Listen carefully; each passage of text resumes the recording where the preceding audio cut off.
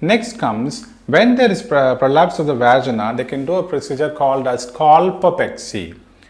In this case of Colpopexy, what happens is there are two things like Sacrospinous fixation or uterosacral ligament fixation. You need to know whether it is extra-peritoneal or intra-peritoneal. You can very well see what are the type of ligaments that are being repaired. Say from the uterosacral ligament, what they are going to do is like, so there is a ligament which runs from the uterus to the sacrum. So that ligament they are going to strengthen. Then that becomes a case of a uterosacral ligament fixation. There is another thing called as a sacrospinous. That ligament they are going to strengthen. Then that is also the other type of Colpopexy. We also have a code for laparoscopic Colpopexy. That you have to code it separately.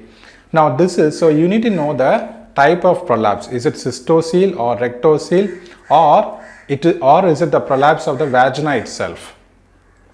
Sometimes on the laterally there can be prolapse. This is called as a paravaginal defect prolapse or a paravaginal defect. They can also repair that as well.